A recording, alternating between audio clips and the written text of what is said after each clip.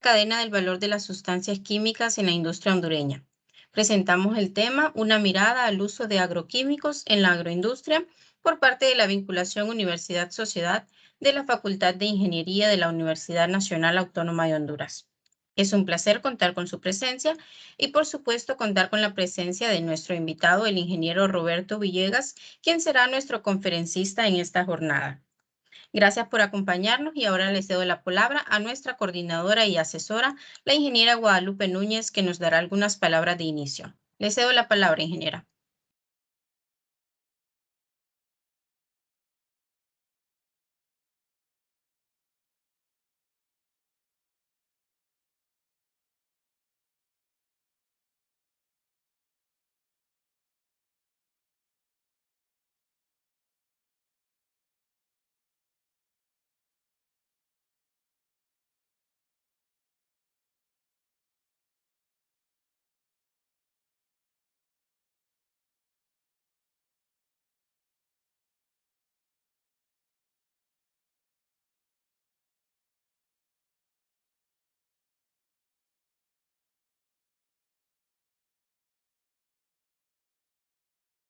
Ok, pido algunas disculpas, creo que la ingeniera no puede en estos momentos, entonces vamos a continuar. Y antes de comenzar, me gustaría dar algunas indicaciones, y es que sí, a los asistentes, si tienen preguntas en el transcurso de la conferencia, pueden realizarlas en el chat y al finalizar la conferencia se darán algunos minutos para responderlas. A continuación se presentará nuestro conferencista invitado que nos acompañará el día de hoy. Nuestro conferencista del día de hoy es el ingeniero Roberto Villegas, ingeniero agrónomo egresado del Centro Universitario Regional del Litoral Atlántico. El ingeniero Roberto cuenta con una amplia experiencia laboral que va desde responsable de cuentas claves en el Colono Agropecuario Honduras, venta y desarrollo de productos, cuentas corporativas e comercial, agropecuaria, promoción y desarrollo de productos en Seneca, supervisor de proyectos en Galitec, entre otros. Se les recuerda a los asistentes que si tienen preguntas al finalizar la presentación, se darán unos minutos para que el conferencista pueda responderlas.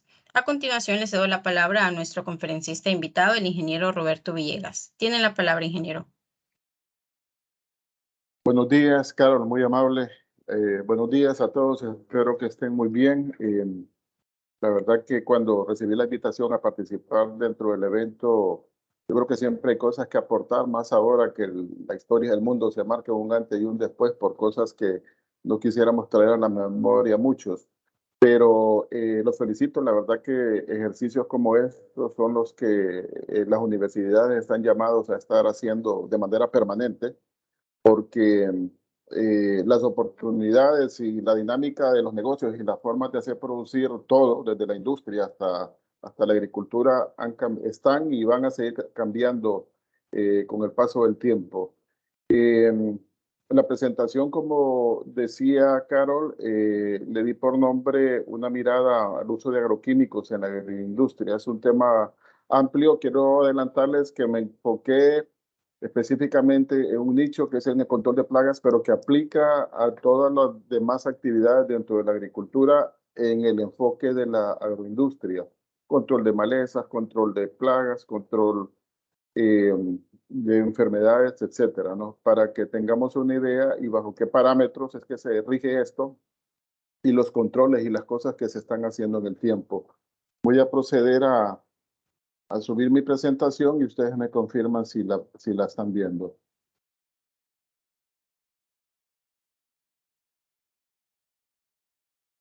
¿Sí la pueden ver?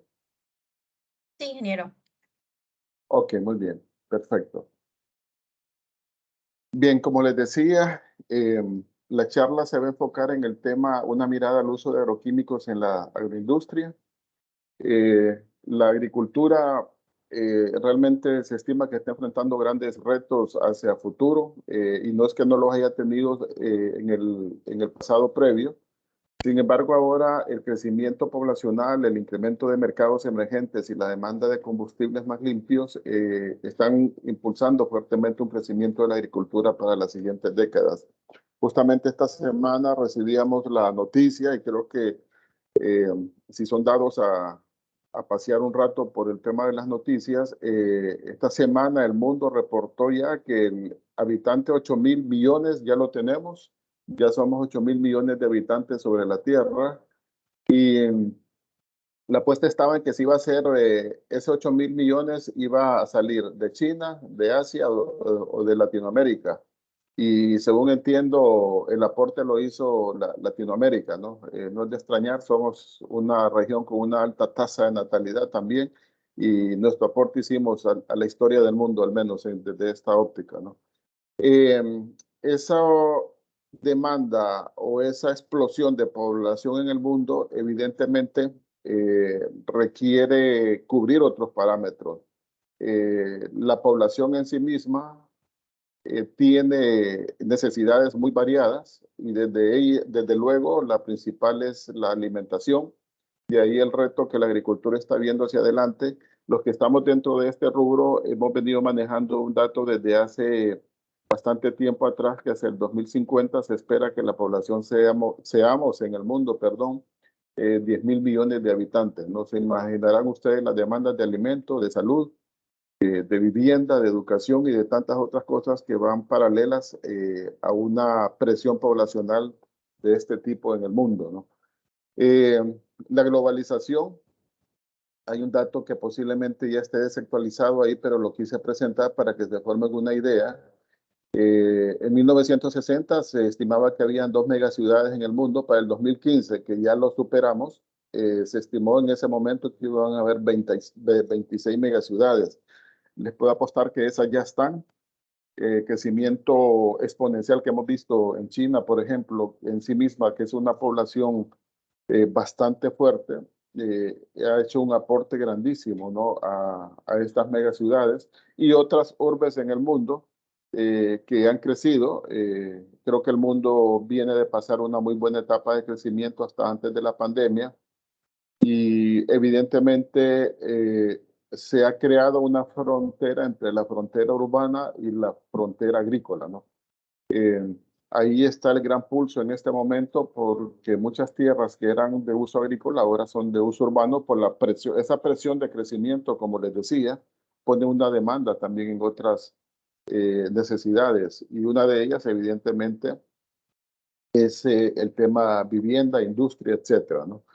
Un tema que no me gusta decir que está muy de moda porque no son buenas noticias, es el tema del cambio climático. Es algo que yo recuerdo que hace 10 años o quizás un poco más atrás, un vicepresidente que tuvo Estados Unidos, que fue quien empezó con esta campaña y que muy pocos le pusieron atención, el señor Al Gore, él empezaba a hablar sobre estos temas de cambio climático y muy pocos le prestaron atención, ¿no?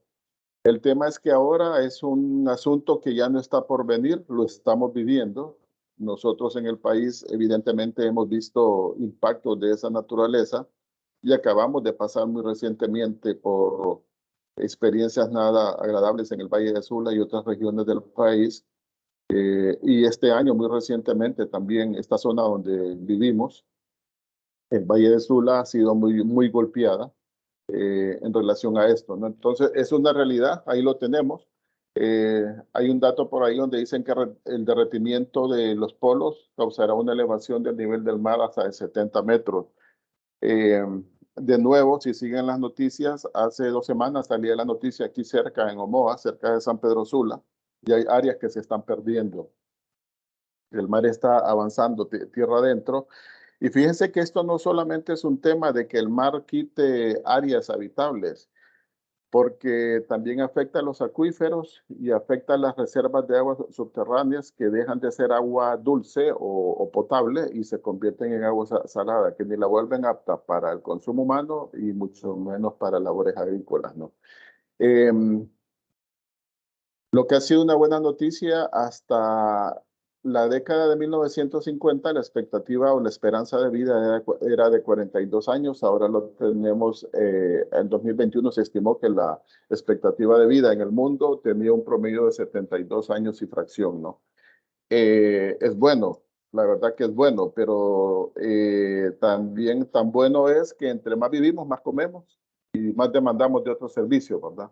Entonces todo va paralelo. Como dicen, no hay almuerzo gratis en esto Y si vivimos más es porque durante más tiempo vamos a demandar de esos servicios a los que normalmente tenemos, si se quiere, pues derecho, ¿no? A tener una casa, una alimentación, salud, etcétera, ¿no? Y de ahí igualmente esto pone una presión sobre todos los demás segmentos que se requieren en una sociedad para una convivencia pacífica y que todo vaya acorde con lo que o con las expectativas que todos tenemos. La tecnología que también ha dado su gran aporte con este tema de la pandemia, habían cambios que se tenían ahí para hacerlos públicos en una época determinada, en un momento determinado. Sin embargo, esto aceleró todo. Prueba de ello es la forma como estamos haciendo esta reunión en este momento, una de ellas, ¿no? Pero básicamente hemos entrado a toda esa realidad en el mundo y tenemos que adaptarnos desde todo ámbito. Así que esta es la nueva realidad que tenemos. Y en función de todo eso, indudablemente que una responsabilidad hay también de parte de quienes estamos en el segmento de producir alimentos en el mundo. El crecimiento demográfico, como les detallaba, pone una presión sobre más demanda de alimentos, cambios de hábitos de consumo, aumento de demanda de proteínas. Fíjense que hay algo interesante, ¿no? Algunas regiones del mundo han mostrado un crecimiento per cápita en ingresos eh, y otras variables, y evidentemente esa mejora en el estatus de vida también ellos demandan una mejora en las cosas que consumen, ¿no? Entonces, igualmente, si lo queremos ver como una oportunidad de mercado en alimentos, pues ahí está. Y efectivamente hay un aumento en la demanda de proteína en el mundo. Ahora más que nunca vemos cómo el tema de salud es un tema que está muy vigente. Siempre debería de estarlo realmente. Y paralelo a ello va inclusive quizás en la medida que lo podemos en nuestros países, un segmento poblacional que requiere de un consumo de alimentos un poco más especializados. No podemos obviar que a pesar de, en el mundo tenemos todavía fenómeno del hambre. Hay una estadística por ahí que dice que de una de cada 8 personas pasa hambre en el mundo para nuestros países o para el país. Ese dato lo ubicamos en 2 personas por cada 8, 2 personas pasan hambre por cada 8 habitantes, ¿no? Lo cual es bastante, lo vivimos, es una realidad que vemos en nuestras ciudades a diario, ¿no? Y realmente es uno de los grandes retos que tienen los gobiernos por resolver. Eh, Oferta insuficiente de alimentos. Y fíjense que es curioso porque a pesar de que en algún momento se producen volúmenes fuertes, pero también entran otras variables ahí donde se pierden por alguna razón, por cuestiones fitosanitarias o por cuestiones de almacenamiento, ¿no? En la India, por ejemplo, hay un dato que dice que el 40% de frutas y verduras se pierde por enfermedades y plagas, que es el equivalente al consumo que puede tener el Reino Unido. Se imaginarán ustedes la cantidad de alimento que no está llegando a las mesas de los hogares en el mundo, simplemente porque hay un tema de salud vegetal, si le queremos llamar, y hay un tema de almacenamiento de los mismos productos donde se están echando a perder, ¿no? Entonces, hay algo ahí que corregir.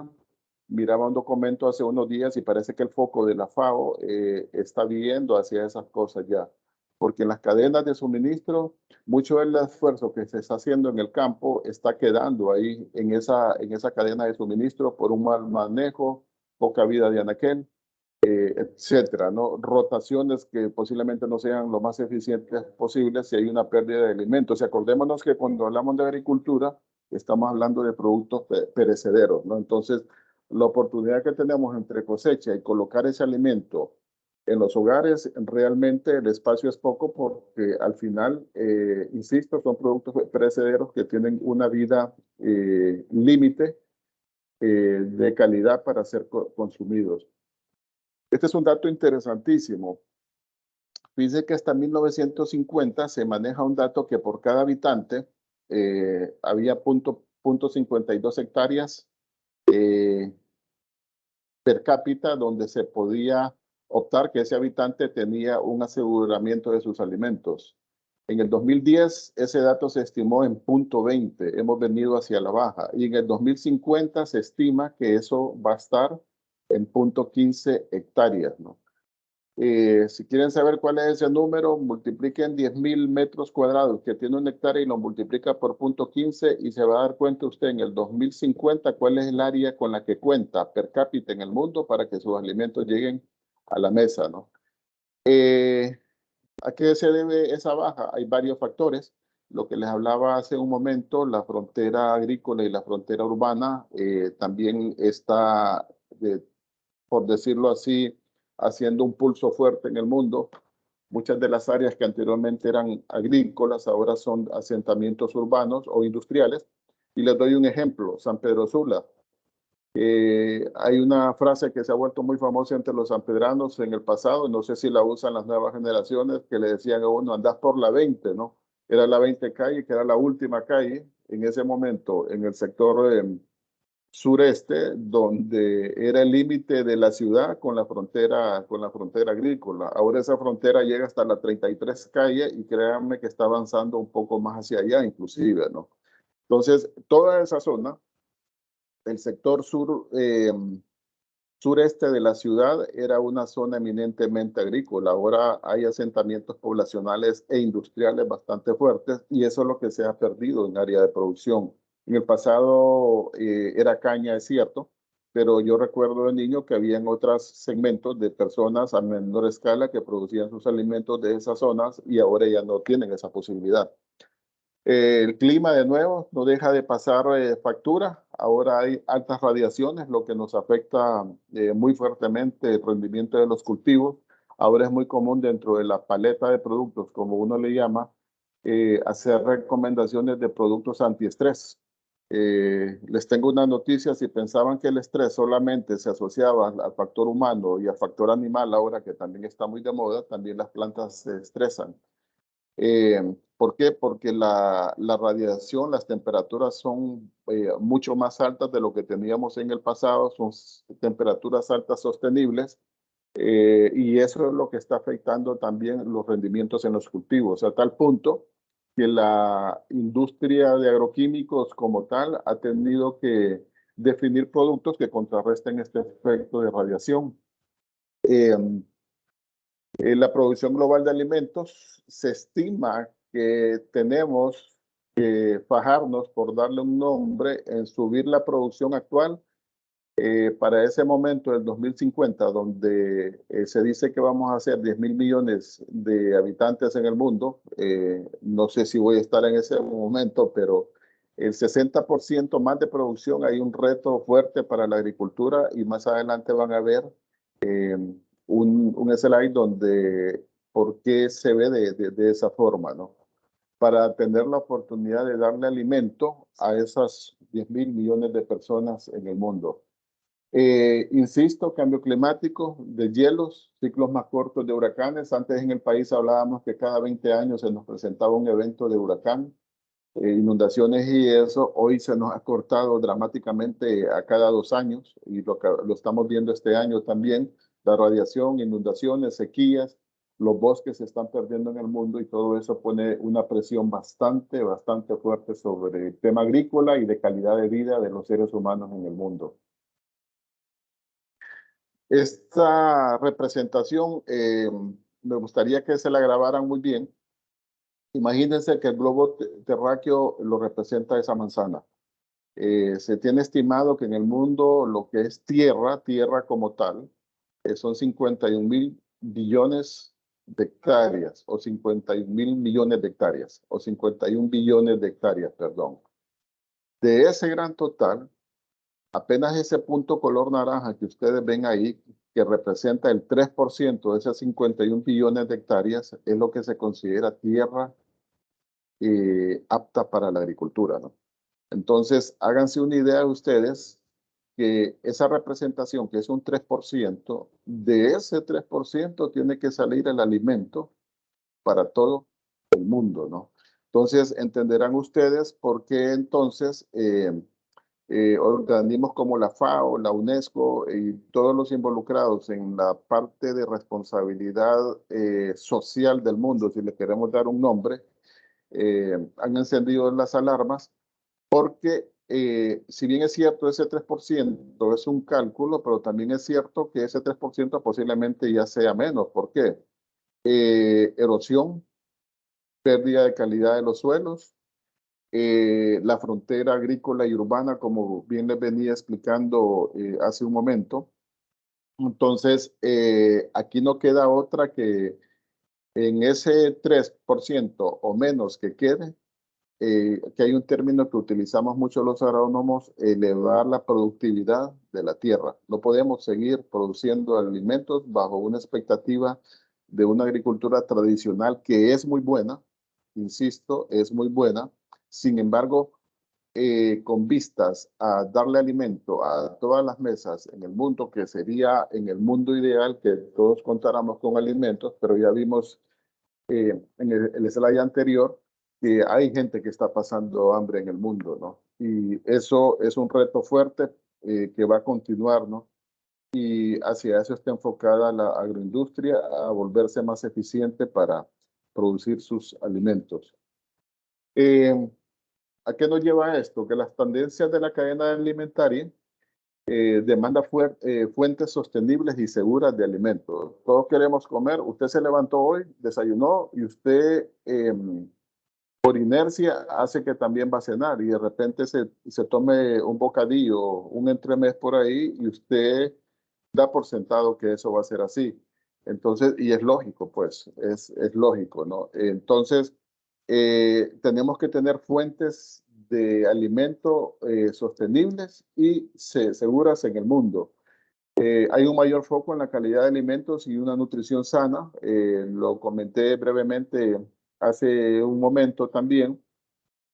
Y si ustedes, no sé si están al tanto, ahora el mundo de la producción de alimentos se mueve bajo conceptos de certificaciones, Rainforest, Bonsucro, Manos Limpias.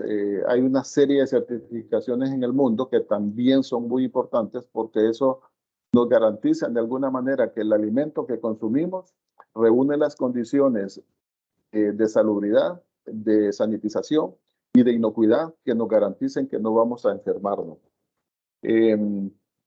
Indudablemente que esa alta población demográfica en el mundo incrementa la transacción global de productos frescos, incremento de las regulaciones y requerimiento de registros de productos para protección de cultivos. Esta parte es muy interesante porque como todo en la vida, siempre existen de repente algunos productos que salen por ahí de la noche a la mañana y que no son una garantía de una regulación adecuada, ni de registros adecuados también que nos garanticen que son productos que nos sirven para soportar la producción, pero que nos garanticen también que a la larga no van a ser productos que van a tener un efecto contraproducente en temas de salud también. Las cadenas globales esperan una producción agrícola sostenible, muy de la mano con la primera que les mencionaba, por las demandas de fuentes de alimentos en el tiempo, aumento de importancia de alianzas y colaboraciones en la cadena de valor alimenticia.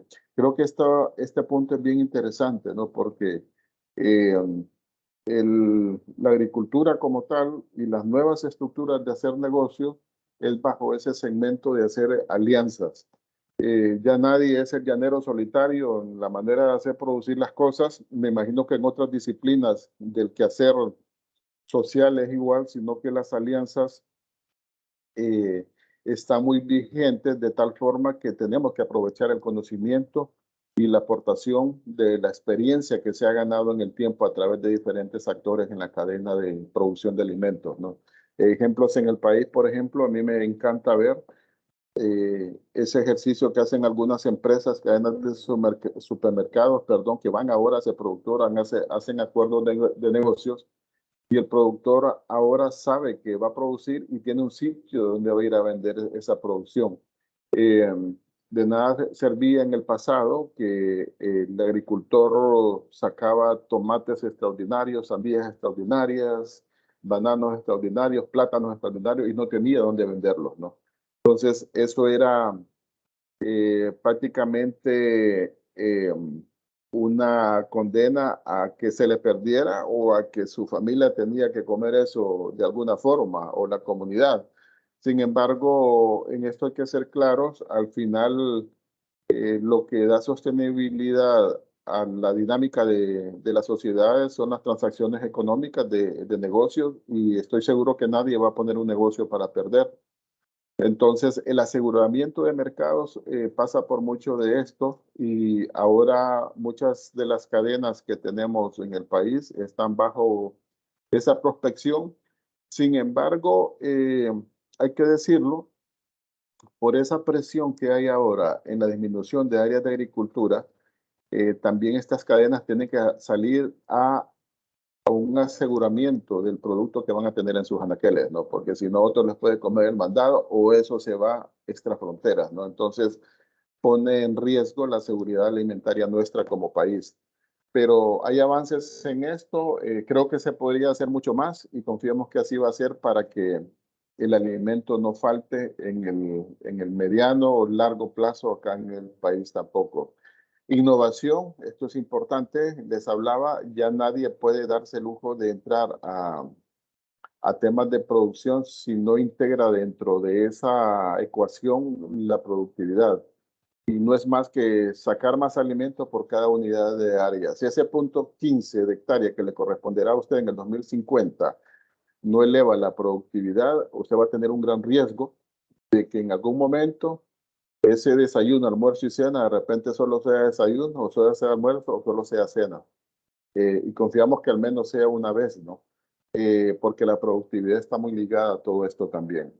Para que tengan una idea, si ponemos para el caso granos básicos, maíz, manejado de la manera artesanal, uno puede optar a tener 35 quintales de maíz por manzana. Si usted le mete manejo, tecnología, fertilizante, semilla mejorada, mecanización, riego, etcétera, usted puede estar a tener en esa misma unidad de terreno hasta 150 quintales de maíz por manzana versus 35 si lo hace de la manera tradicional. En frijoles, por ejemplo, usted podría llegar sin manejo tecnológico apenas a 12 quintales por manzana. Con manejo tecnológico podría andar ahí entre 45 y 50 quintales, ¿no? Entonces, estamos hablando de granos básicos, ¿no? Entonces ve que hay una diferencia fuerte. Quiero hacer un paréntesis aquí y yo soy de los que piensa de que aún la producción artesanal tiene una oportunidad en nuestras sociedades. No sé ustedes, pero yo crecí en un momento donde en las escuelas uno iba los sábados y le enseñaban a uno a producir alimentos. Sembrábamos rábanos, repollo, tomate, etcétera. Daban unas pautas muy generales, pero al final eran pautas de producción de gallinas, de patos, etcétera, etcétera, ¿no? Y eso tenía un beneficio, que muchos hogares producían su propio alimento. Eso, déjenme decirles que se ha perdido aún en las áreas urbanas. Eh, es como ver ahora llegar a una aldea muchas veces y encontrar en la alacena una bolsa de maseca, que no estoy diciendo que sea malo, no, no se trata de eso.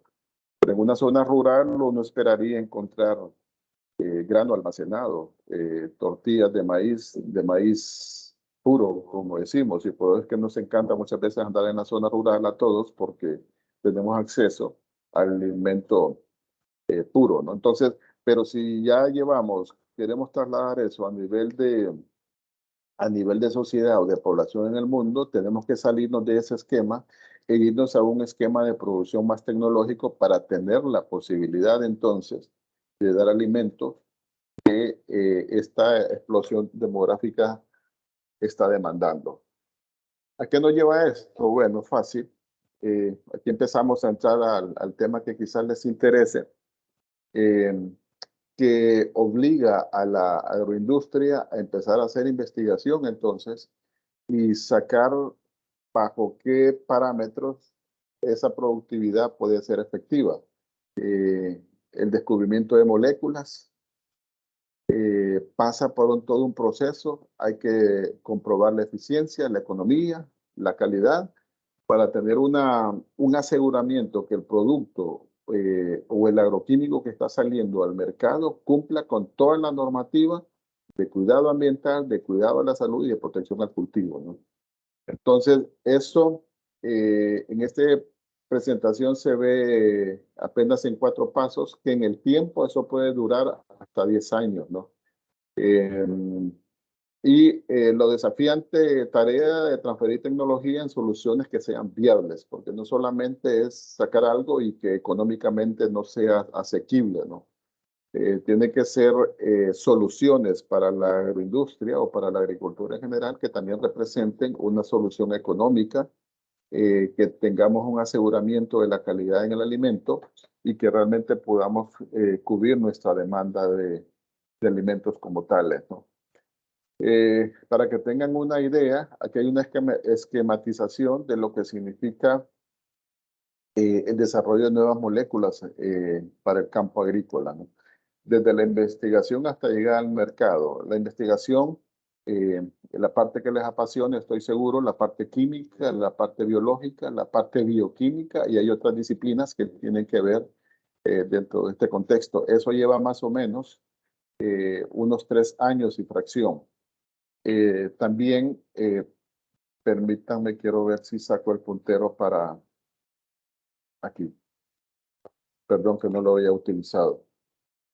Si ven, más o menos son 3 años y fracción que dura esta etapa de investigación. De ahí viene una etapa fuerte que tiene que ver con la etapa de desarrollo. ¿Por qué? Porque ustedes saben que muchas veces lo que uno ve como buenos resultados en el laboratorio a nivel de campo, muchas veces eso no es sostenible, ¿no? Entonces, esta es la parte donde realmente es el verdadero filtro de lo que generamos a nivel de laboratorio. ¿Y qué pasa? Bueno, viene la etapa de ensayo de campo, la seguridad humana, la seguridad ambiental, que también no hay que descuidarla, el desarrollo de la formulación, el desarrollo de procesos y el dossier regulatorio. No sé si ustedes han tenido acceso a ver algún dossier de productos, me imagino que sí, y créanme que son unos, creo que le llaman fastener a este tipo de folder, ¿no? Son bastante gruesos, pero que contienen toda la información que se ha generado de acá y que se ha generado de acá. Este proceso lleva también una buena cantidad de tiempo, más o menos unos 5 años, ¿no? Y luego viene la etapa regulatoria, ¿no? Que es donde lo que se filtró de acá y logró pasar acá, entonces ya pasa a una etapa de aprobación regulatoria para tener la posibilidad entonces de un lanzamiento al mercado, ¿no? ¿Qué pasa entonces? Bueno, pasamos este filtro y viene la etapa de elaboración, de administración y de gerenciamiento del ciclo de vida. Ustedes saben que las moléculas que salen al mercado muchas veces, por darle un nombre, envejecen en el sentido de que hay que rejuvenecer su efectividad y muchas de ellas vuelven de nuevo a esta etapa de investigación, ya moléculas más maduras, a hacerles un retoque tal vez de un renuevo de su estructura química o tal vez la investigación como tal, salieron nuevos productos como estabilizadores, productos que garanticen la vida útil de un producto, entonces se someten esas nuevas esa molécula que posiblemente ya la conocemos, pero que tiene la opción que con los inertes que normalmente leemos en las etiquetas de estos productos, le hagamos un rejuvenecimiento a la actividad de la molécula y se relanza otra vez al mercado, ¿no? Este proceso, que puede durar hasta 10 años, si ustedes ven abajo, tiene una inversión promedio hasta de 200 millones de euros. Solo un agroquímico. De 100.000 más o menos que se pueden generar acá buenas ideas, pero entre cada filtro de estos se van quedando muchos en el camino. Al final, Normalmente es uno el que sale a esta etapa porque ha cumplido o ha cubierto todos estos requerimientos, ¿no? Y ese tiempo y esa inversión lleva una inversión promedio de 200 millones. Ahora, quiero decirles algo, hay una limitante en el mundo también de la oferta de productos aptos para control de plagas y enfermedades. Entonces, igualmente, eso nos pone en un marco regulatorio, si se quiere, crítico, porque si quemamos esas moléculas, como nosotros decimos, entonces nos metemos en un problema, porque no tendríamos la posibilidad de hacer controles de plagas, enfermedades, control de malezas, etcétera. Y ya vamos a ver un ejemplo de lo que eso representa. Resistencia. Resistencia es uno de los fenómenos que se da en los programas de control de plagas cuando no se hacen de manera adecuada.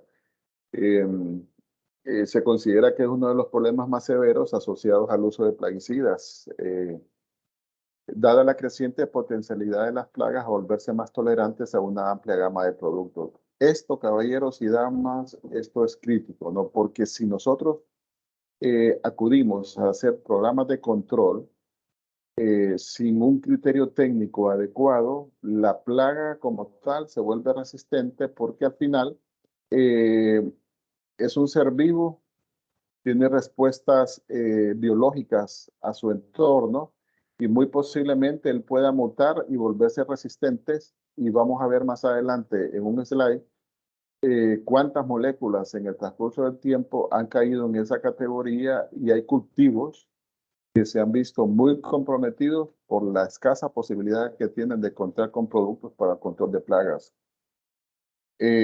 Haciendo un repaso rápido de lo que hemos venido viendo, si hay áreas de cultivo en el mundo que están en ese riesgo, significa entonces que la posibilidad que la agroindustria puede tener o el agricultor puede tener de poner alimento en sus platos cada vez puede ser más escasa, ¿no?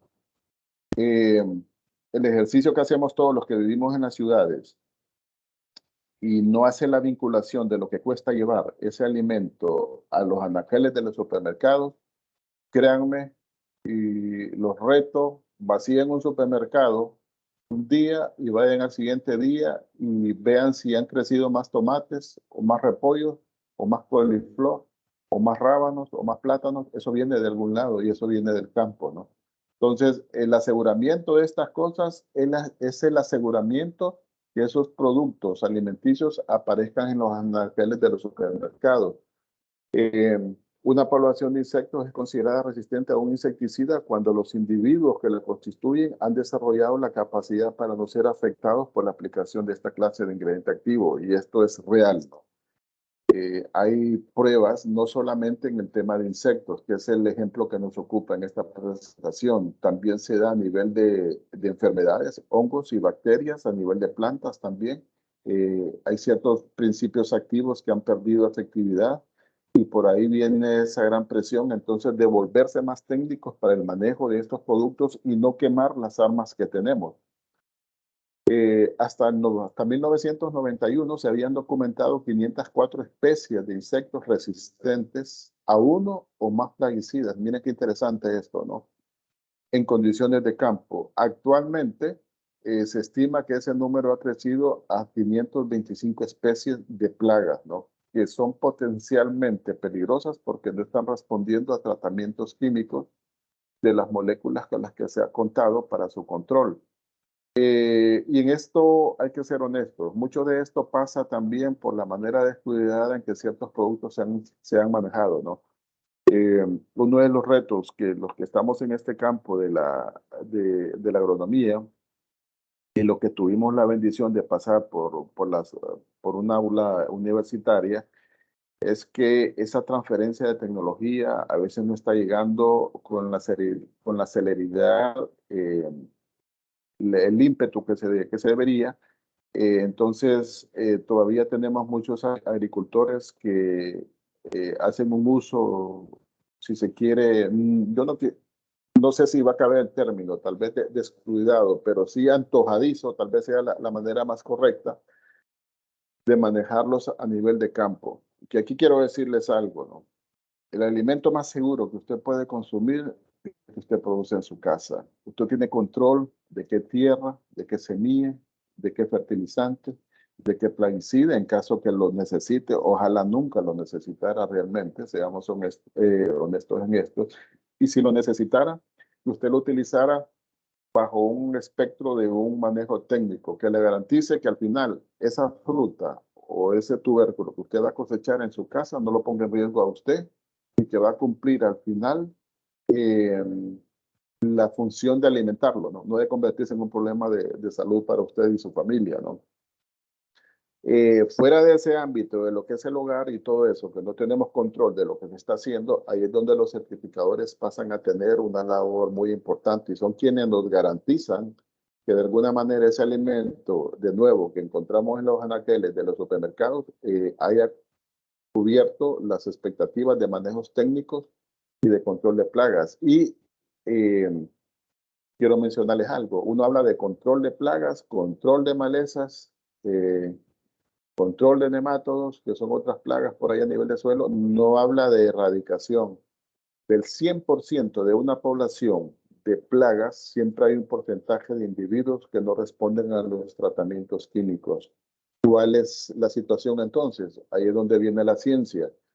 Y es entonces donde los que estamos imbuidos en esta actividad tenemos bajo un criterio técnico que saber manejar esto para que ese porcentaje, ese 100% de la población no se multiplique y que al final se conviertan en plagas problemas, ¿no? Eh, los genes de resistencia son seres vivos, como habíamos hablado desde un principio. Eh, Ocurren naturalmente en plagas individuales debido a mutaciones genéticas y de carácter hereditario. Hay respuestas etológicas, que no es más que la respuesta de las plagas a su entorno, a lo que es el medio ambiente como tal. El exoesqueleto, que es lo que logramos ver en la plaga o en un insecto, que es su, digamos que es su esqueleto exterior, tal y como lo determina la categorización que se hace, se vuelve menos permeable, es la palabra. Entonces, muta, ¿no? Tiene una respuesta a esa amenaza que la plaga encuentra en el ambiente. La metabólica, muchos de estas plagas han aprendido a metabolizar estos ingredientes activos de tal forma que los descomponen en metabolitos que no les afectan, ¿no? Entonces, ahí empezamos a lidiar de nuevo con cuestiones de resistencia y la insensibilización del punto de acción. Esto es dicho en buen castellano. Ese balcón que usted utiliza en la casa y nota que las cucarachas no se le mueren, de por sentado, esa plaga que usted tiene en casa ya se volvió resistente a ese insecticida que usted está utilizando, ¿no? Recomendación, y no se lo voy a cobrar, siempre que compre un insecticida, váyanse al ingrediente activo. Si un mes utilizaron una deltametrina, el otro mes busquen, o cuando se les termine ese, busquen otro insecticida con otro ingrediente activo, ¿no?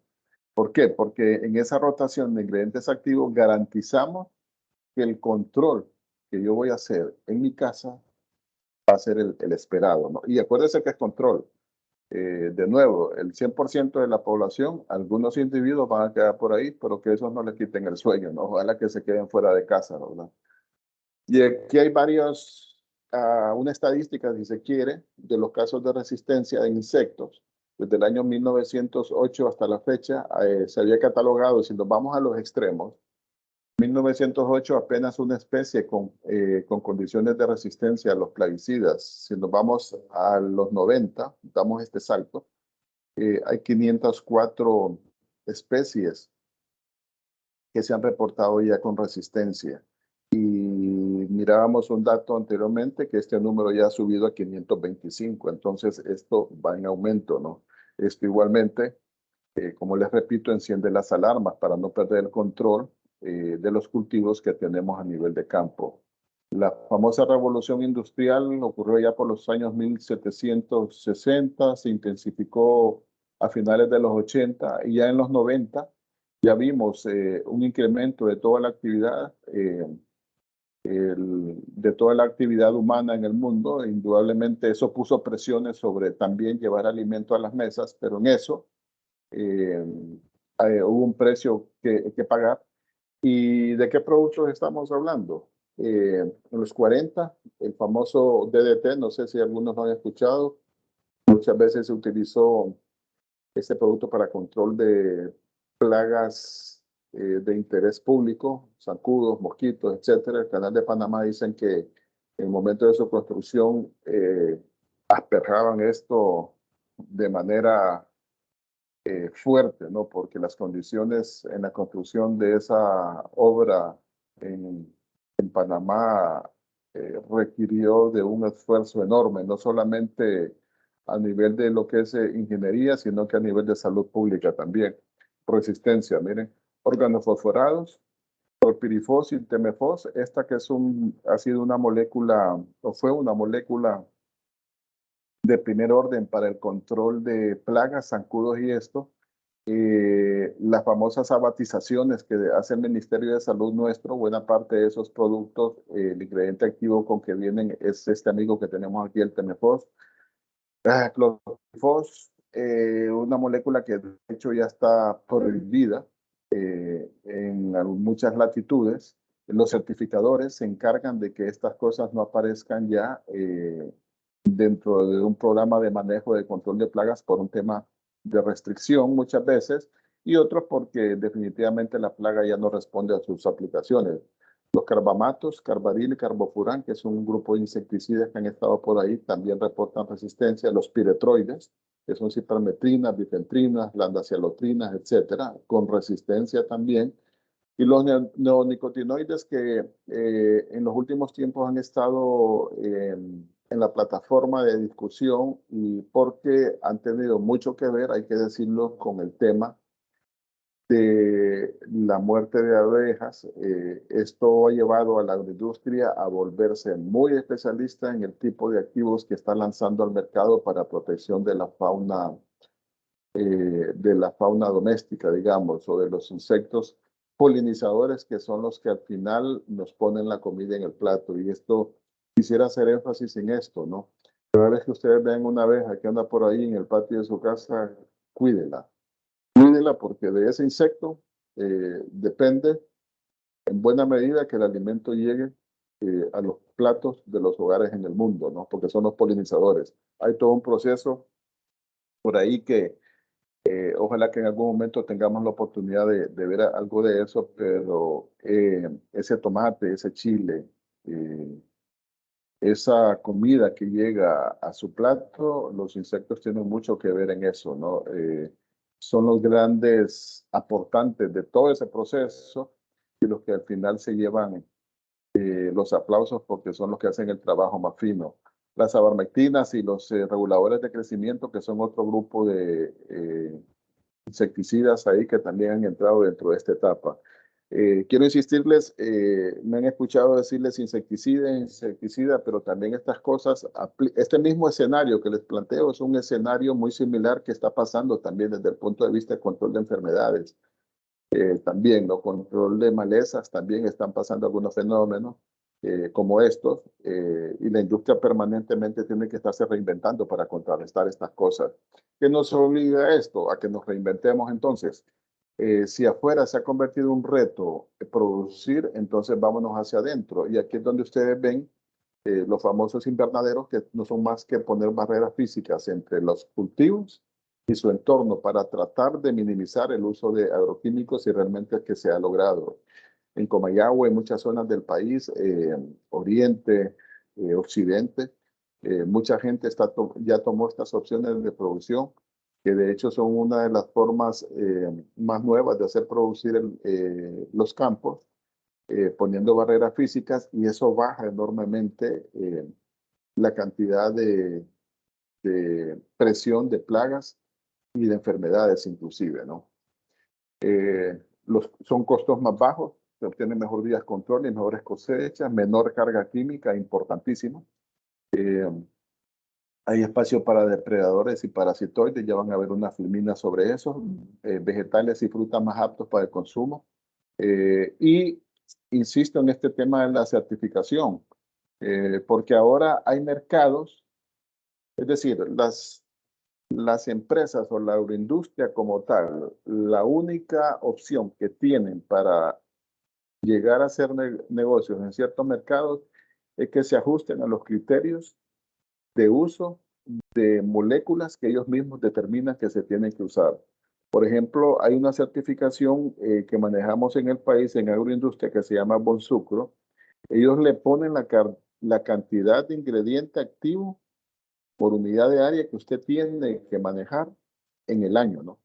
Algunos lo ven número de ingredientes activos dentro de todo su proceso de producción y algunos lo ven, le ponen una restricción de 5 kilos, si mal no recuerdo, por hectárea por año, ¿no? Entonces, la industria tiene que ir haciendo esos números en sus programas de control para no pasarse de esa carga química, ¿no? Y pasarse de eso significa que simplemente pierden el mercado, ¿no? Y hay gente trabajando específicamente en la inspección de esos temas en la industria. Lo tenemos en el país, lo tenemos en caña, lo tenemos en banano, lo tenemos en plátano, lo tenemos en hortalizas, etcétera, ¿no? Aún en tabaco, aunque por muy contradictorio que parezca, tabaco también está certificado, ¿no? Pero son restricciones que el comprador pone fuera y como dicen por ahí, el que pone la plata pone la fiesta, ¿no? Si yo tengo la intención de vender a determinado mercado, tengo que cumplir con los requerimientos que ese mercado me está pidiendo para poder hacer negocio. Menor daño colateral a los polinizadores, lo que hablábamos cuando se trabaja con estructuras bajo techo, digamos, o los invernaderos, para impactar menos a los polinizadores. Aquí hay varios ejemplos de controladores naturales. Esto es lo que es el enfoque ahora, es cuidar de estos insectos. No están los coccinélidos, las pisopas, que son controladores naturales de plagas. Esto nos da la posibilidad de no meter una presión química dentro del manejo del cultivo y poder entonces optar a multiplicar este tipo de insectos que nos ayudan como controladores naturales a campo abierto. Aquí hay otros ejemplos. Las mariquitas, que creo que muchos se identifican con ellos, hay algunas avispas, algunas chinches, algunas abejas también, especies particulares ahí para control de plagas y de alguna manera prescindir de alguna medida o en algún momento el uso de agroquímicos. Ya se está logrando. Tuve la oportunidad de estar hace un par de meses en un cierre de un programa que desarrolló la Fundación Hondureña de Investigación Agrícola y el Zamorano, donde el enfoque especial que tuvo ese proyecto, que entiendo que todavía está caminando, era la reproducción en campo de especies controladoras de insectos naturales para controlar ciertas plagas en cultivos. Y hay reportes muy alentadores, ¿no? Entonces creo que sobre esas cosas tiene que ir caminando también la agricultura para no depender tanto de principios activos químicos, que si bien es cierto, no todos comulgan con su uso, pero al final se vuelven una necesidad si queremos optar a esos estándares de productividad de los que hablábamos y los ejemplos que les ponía en estos cultivos como maíz, frijoles, en café inclusive, eh, de la diferencia entre producir café con y sin tecnología. Con tecnología usted puede optar a unos 50, 60 quintales por manzana, sin tecnología apenas 15 quintales por manzana, ¿no? Es fácil preguntarle a un productor en qué escenario quisiera estar y evidentemente en un escenario donde por cada unidad de tierra trabajada o cultivada, él pudiese sacar mucho más fruta para hacer negocio. Hay una empresa en el país, Agroaspa, que está teniendo muy buenas experiencias en ese sentido con controladores naturales. Hay varios ejemplos de lo que están haciendo. Y esto nos demuestra que efectivamente sí se puede hacer, ¿no? Sin embargo, tenemos que ser claro en esto, no podemos depender plenamente de un solo nicho de control porque por ahí se ha hablado mucho de los monocultivos, el riesgo que representan en el incremento de plagas y otras cosas, y es cierto, ¿no? Entre más de algo usted tiene, más de lo que lo afecta va a tener también, ¿no? Lo que al final significa que va a tener que tener más opciones para controlar esas cosas que afectan su cultivo para que siga siendo una actividad económica rentable para usted y para su empresa. ¿Qué está haciendo la agroindustria con todos estos escenarios? Ya para ir terminando. Ok. Las rotaciones de productos, y vean qué interesante esto, ¿no? Este es un ejemplo de lo que el productor hace. El productor le puede decir a usted, ¿y qué está utilizando para control de plagas? No, que estoy usando un clorpirifos, está en la categoría de los organofosforados. ¿Y qué más está haciendo? No, luego voy con un neonicotinoide, con un espinosad, con un tiametoxam, y por ahí se van. Vea usted, cada número de estos representa un grupo químico. El 1 se representa evidentemente el grupo químico de los organofosforados, el 4 los neonicotinoides, y el número 5 representa los espinosines. Entonces, bajo el criterio del productor, usando clopirifos, imidacloprid, espinosad, tiametoxam, acetamiprid, espinetoram, etcétera, él está haciendo una rotación, pero vea, mire qué interesante, ¿no? Si él se sale de acá y dice, ¿qué estás utilizando? Un tiametoxam. Es un neonicotinoide. ¿Y qué habías usado? Un imidacloprid, también cae en la categoría de los neonicotinoides. Está repitiendo el mismo grupo químico. Usted regresa con el tiempo y le pregunta, ¿y qué usaste esta vez para control de plagas? Acetamiprid. Acetamiprid es un neonicotinoide. Está volviendo a poner del mismo grupo químico. Y de ahí, con esto, lo que está haciendo es aumentar la posibilidad de resistencia de la plaga, porque muchas veces el productor lo que rota son marcas comerciales y no rota ingredientes activos. Y eso es una cuestión muy delicada que estamos viendo muchos en el campo, que el productor muchas veces está rotando nombres comerciales que son los mismos principios activos o los mismos grupos químicos, lo que significa que la plaga permanentemente está expuesta a los mismos principios activos. Y eso desemboca en qué, ya lo dijimos, en resistencia, ¿no? Al final, ¿qué nos dice esta información? Que el productor depende únicamente y en sus aplicaciones está utilizando únicamente 3 modos de acción de los agroquímicos, ¿no? Y estas cosas son, debo decírselo, los que complican a veces la producción en el campo, no tener un criterio técnico direccionado para hacer un correcto manejo de algunas plagas, ¿no? En la agroindustria, créanme que son más cuidadosos en esto. Obviamente tienen todo un equipo de investigación, entomólogos, fitopatólogos, edafólogos, etcétera, etcétera, ¿no? Que están muy pendientes de todos estos detalles. ¿Por qué? Porque son producciones, hay que decirlo, más especializadas, ¿verdad? El reto que tenemos en la producción normal del día a día es justamente romper estos criterios y volvernos más efectivos para no caer a los fenómenos de resistencia. Hay un organismo en el mundo, IRAC, que es el Comité de Acción para la Resistencia a los Insecticidas. Este IRAC tiene que ver específicamente con el tema de control de plagas. Existe otro para el control de enfermedades y bacterias en plantas que se llama FRAC.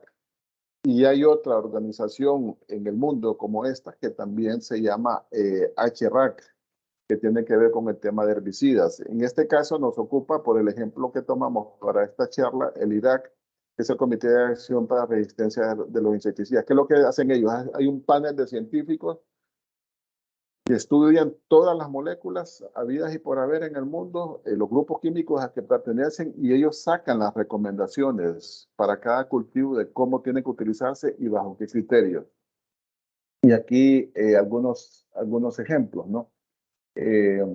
Una categorización de carbamatos, de organofosforados, de pinipirazoles, de piretroides, piretrinas, neonicotinoides, que realmente esto ya están, hay mercados que ya los restringen, espinosines, abarmectinas, que igualmente hay unos mercados que ya no los están permitiendo,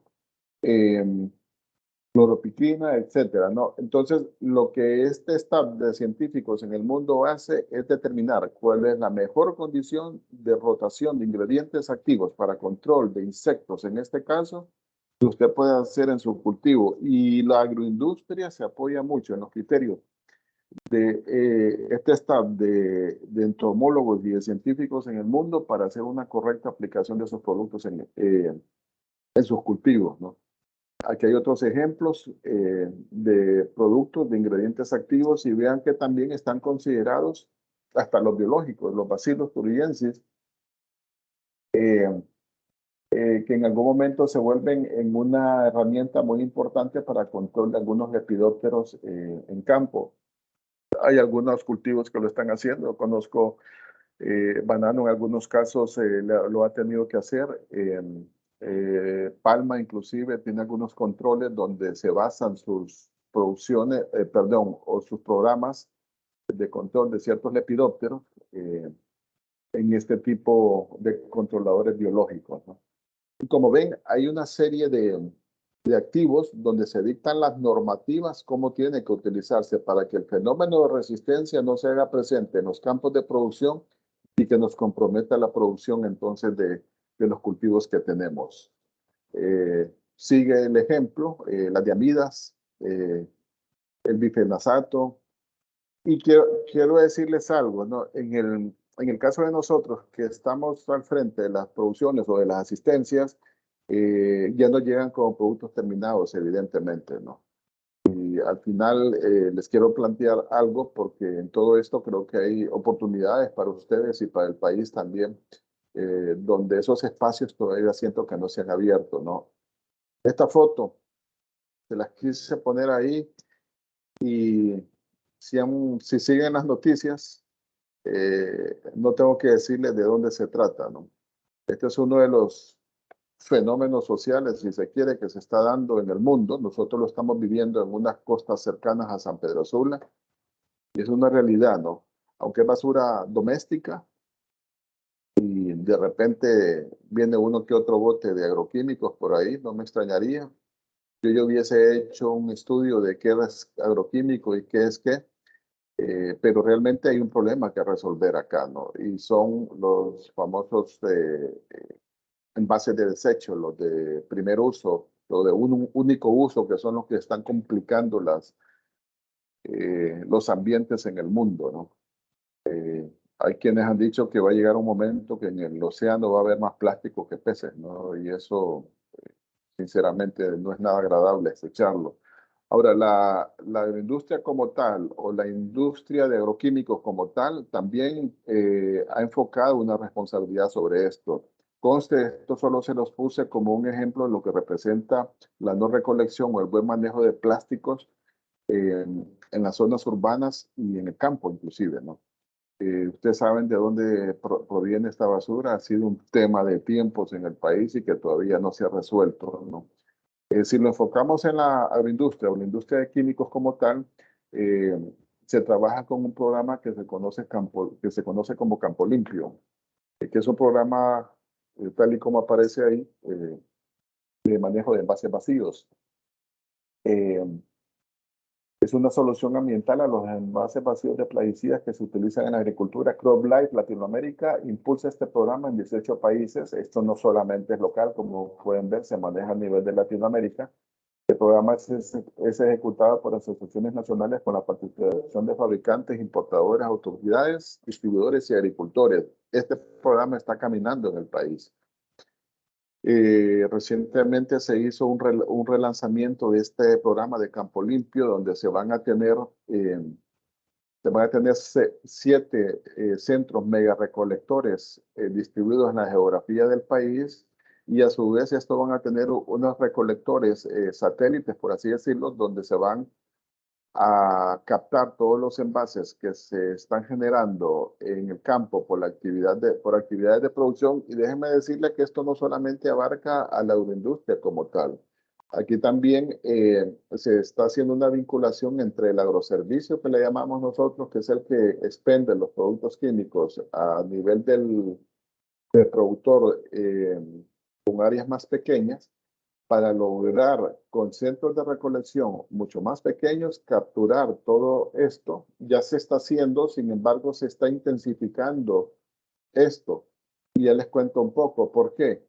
Porque de todos estos centros de recolección, afortunadamente hay un acuerdo con una cementera, con Cenosa, con Cementos del Norte, y debo decirlo, han abierto las puertas para abrir un programa de incineración de estos envases. Hay unos protocolos que hay que cumplir, porque no solamente que se lleve el envase tal y como se recogió y que va a aparecer uno en el portón de la cementera, mire que aquí vengo, no. Hay unos requerimientos que ellos mismos ponen porque evidentemente es un producto para incinerar y tienen que cubrir algún tipo de requerimiento, ¿no? Estos centros de recolección ya están los diseños, algunos de ellos están trabajando. Recientemente tuve una conversación, hay una instancia, se me escapaba mencionárselo, que está muy involucrada en esto, que se llama ASAFE, AHSAFE, que es la Asociación Hondureña de Importadores de Agroquímicos, Fertilizantes, etcétera, ¿no? Entonces, hay toda una estructura ya donde se está trabajando. Tuve una conversación hace un par de días con uno de ellos porque se está buscando un centro de recolección, un megacentro de recolección para esta zona en el Valle de Sula. Tenemos ya,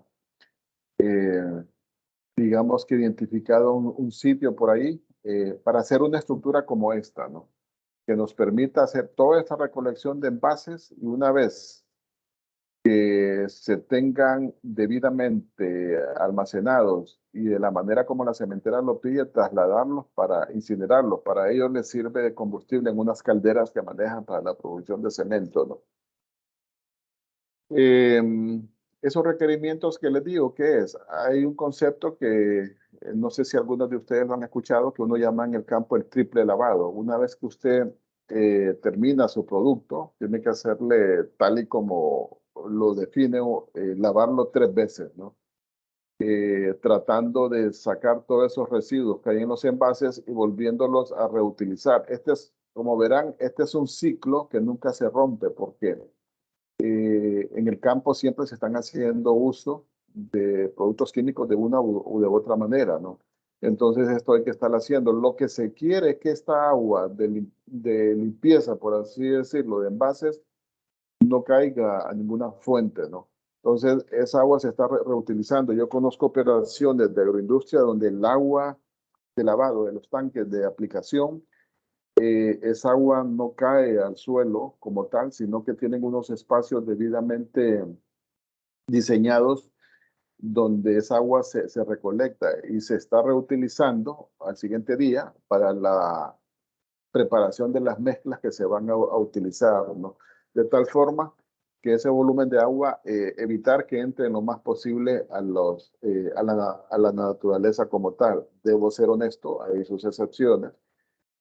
Sin embargo, creo que hay una tarea interesante por cubrir ahí para que esto no se dé. Es repetir 3 veces el lavado de las... Y luego esto tiene que perforarse y entregarse a esos centros de recolección. Al final, lo que buscamos todos es tener un mundo sostenible para el futuro. Realmente tenemos un reto fuerte en cuestiones ambientales. Creo que el mundo tiene que replantearse cómo es que va a hacerle frente a todo esto, ¿no? No es imposible, la esperanza está justamente en ustedes, que son los nuevos egresados de las universidades y los que traen el conocimiento fresco. Y déjenme decirles que las oportunidades están. eh, y yo conozco experiencias, si nos vamos, cuando les hablaba que a nosotros nos llegan los productos ya terminados en sus envases, debidamente etiquetados, perdón, y todo. Hay experiencias de formuladores locales. Yo trabajo para una empresa de capital costarricense. La empresa como tal o una unidad de negocio que tiene justamente la formulación de agroquímicos. Es una planta certificada de cabo a rabo, como dicen, y Costa Rica cuenta no solamente con una, Costa Rica creo que tiene 3 o 5 plantas formuladoras de agroquímicos, ¿no? Y al igual que conceptos que ustedes utilizan en maquila o que hemos en maquila como tal, se maquila a Bayer, a Syngenta, BASF, FMC, Adamay y todas las más pintadas, como dicen, ¿no? ¿Por qué? Porque cumplen con estándares de infraestructura, capacidades profesionales de las personas que están a nivel de formulación de primer orden. Guatemala tiene, de hecho, Bayer tiene asentadas un centro de formulación en Guatemala. Colombia los tiene, Ecuador los tiene, Perú los tiene. ¿Por qué nosotros no lo tenemos? Yo creo que hay un reto interesante para nosotros ahí. Se me escapaba mencionarles, alrededor de todas estas aplicaciones viene un tema de calidad de aguas, también viene todo un tema ahí de antiespumantes, correctores de durezas, correctores de pH de agua, ¿no? Entonces, hay unas oportunidades ahí que yo creo que es de explorarlas a nivel de país y estoy seguro que ustedes como especialistas en esta carrera de química pueden hacer sus aportes interesantes en esto. De mi parte es todo. Espero haber cubierto las expectativas que tenían para el evento y si tuviesen preguntas y en la medida de nuestras posibilidades nos podemos evacuar. Muchas gracias. Muchas gracias por su participación, ingeniero. La experiencia que nos ha compartido el día de hoy sé que será de mucho provecho para todos los presentes. Y con esto damos por concluidas las disertaciones del conferencista y pasaremos ahora a la ronda de preguntas. Pregunta Edgar Daniel Vega. Buenos días, excelente conferencia. ¿Cuál es la tendencia para abastecernos de agroquímicos en Honduras? ¿Somos importadores de estos productos químicos o existe un sector que se dedique a producir nacionalmente? Fíjese que es una pregunta bien interesante, ¿no? Porque, vean, realmente si hablamos de químicos para agricultura, ¿no? Yo estimo que un poco más del 90% realmente lo importamos como producto terminado, ¿no? Sin embargo, conozco experiencias de colegas de ustedes, ingenieros químicos, que están teniendo en el campo de la agroindustria, están teniendo experiencias interesantes porque se han convertido en formuladores. No con una planta grande, pero una planta de proceso, me refiero, grande, a poca escala, pero algunos de ellos inclusive están haciendo hasta negocios transnacionales con algunos productos. Y conozco un caso en específico de un colega de ustedes que ya abrió operaciones en Honduras, está abriendo operaciones en Costa Rica y está explorando inclusive en Guatemala, ¿no? Entonces, definitivamente, respondiendo a su pregunta, sí hay oportunidades, a pesar de que buena parte de lo que manejamos es importado, pero eso no debe decir que si se importa a gran escala es porque hay una necesidad interna también a gran escala, es de explorar cómo, ¿no? Para poder llegarle a esas oportunidades de negocio. Gracias, ingeniero. Pregunta Osman Emilio Rodríguez. Buenas tardes, ingeniero. Desde su experiencia, ¿la instalación de huertos urbanos biointensivos es una opción viable real, tomando en cuenta las condiciones agroclimáticas de las ciudades para producción de alimentos a nivel familiar y comunitario en las ciudades? Fíjese que me encanta esa pregunta porque realmente yo pienso que es una gran oportunidad para hacerlo. Hay una ciudad en Brasilia, si mal no recuerdo, en Brasil, se ha echado a andar un programa de agricultura urbana, justamente que tiene que ver con ese concepto de producción. Y retomando un poco lo que les decía, de esa experiencia que tuvimos mi generación al menos, de producir alimentos, esos días sábados que nos llevaban a la escuela, tenemos que regresar a eso.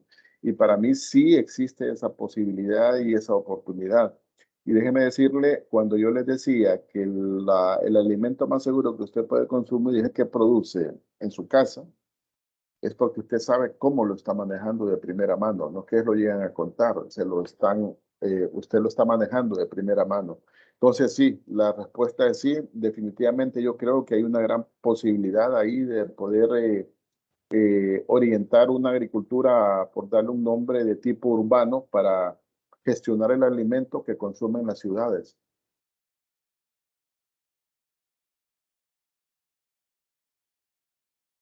Gracias, ingeniero. No sé si alguno de los asistentes tiene alguna otra pregunta.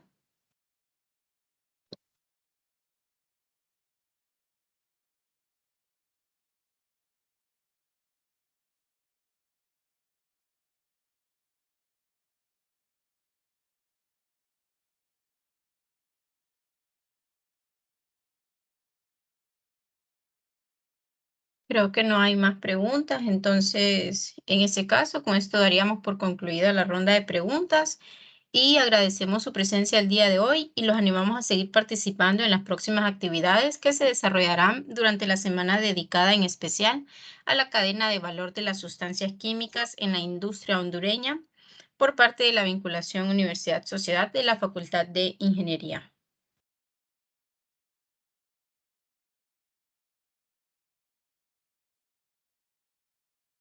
Bien, muchas gracias a todos por su atención. Espero haber hecho los aportes que tenían en la expectativa de la actividad y quedamos a las órdenes. Muy amable.